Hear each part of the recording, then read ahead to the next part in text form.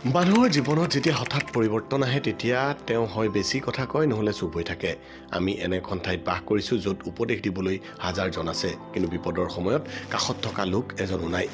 অৱহেলাই য'ত ৰাজত্ব কৰে ভালপোৱা তাত মূল্যহীন হৈ পৰে। এইখন স্বাৰ্থপৰ পৃথিৱীত মানুহৰ ইগো থকাটো জৰুৰী, কিন্তু ভালপোৱা আৰু বন্ধুত্বৰ ক্ষেত্ৰত নহয়।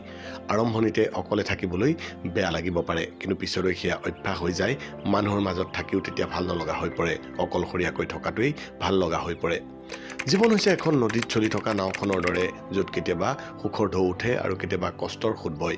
আপুনি যিমান বেছি কাৰোবাৰ প্ৰতি আসক্ত হৈ থাকিব, সেইজনে সিমান বেছি আপোনাক কষ্ট দিব। বহুতেই চতুৰালি কি বুজি নাপায়, সেয়ে অলপতে মানুহক বিশ্বাস কৰি লয়। শিক্ষা কেৱল কিতাপতেই পোৱা নাযায়। বহু সময়ত কিছুমান মানুহে নিবিচৰাকৈয়ে বহুত শিক্ষা দি যায়। জীৱনক লৈ গল্প লিখাটো খুব সহজ, কিন্তু গল্পৰ দৰে জীৱন কটোৱাটো খুব কঠিন। সময় থাকোঁতেই যাক মূল্য নিদিয়ে, সময় পাৰ হৈ গ'লে তেওঁৰ ছাঁটো আপুনি দেখিবলৈ নাপাব, কাৰণ আত্মসন্মান বোধ সকলোৰে আছে। মানুহে শৰীৰত আঘাত পালে যিমান কষ্ট পায় তাতোতকৈ বেছি কষ্ট পায় মনত আঘাত পালে। ছোৱালীবোৰে জীৱনত দুটা বস্তু বিচাৰে, এটা হ'ল সন্মান আৰু আনটো হ'ল মনে বিচৰা ধৰণৰ এজন জীৱন সংগী।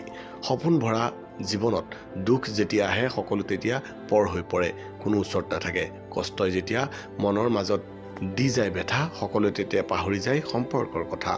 কোনোবাই আপোনাক অপছন্দ কৰিলে, ঘৃণা কৰিলে, এইবোৰ নাভাবি কোনে আপোনাক ভাল পায়, কোনে আপোনাক পচন্দ কৰে সেইবোৰক গুৰুত্ব দিয়ক। শিক্ষিত ব্যক্তি অহংকাৰী হ'ব পাৰে, কিন্তু জ্ঞানী ব্যক্তি কেতিয়াও অহংকাৰী হ'ব নোৱাৰে, কিয়নো অহংকাৰী ব্যক্তি কেতিয়াও জ্ঞানী নহয়। আমি সেইজনক ঘৃণা কৰা উচিত যিয়ে নিজৰ ভালৰ বাবে আনৰ মুখত হাঁহি কাঢ়ি নিবলৈ এবাৰো চিন্তা নকৰে। পাৰফেক্ট মানুহটো সেইজন যি আপোনাৰ ভালপোৱাক লৈ ক্লান্ত নহয়, আপোনাৰ কথাবোৰক লৈ কেতিয়াও বিৰক্ত নহয়। কাউৰী ক'লা বাবেই তাক কোনেও ভাল নাপায়, পিঞ্জৰাটো আবদ্ধ কৰিব নিবিচাৰে। ঠিক সেইদৰে মানুহে মুখৰ যিমানেই নকওক কিয় প্ৰকৃত সৌন্দৰ্য তেওঁলোকৰ মনত থাকে।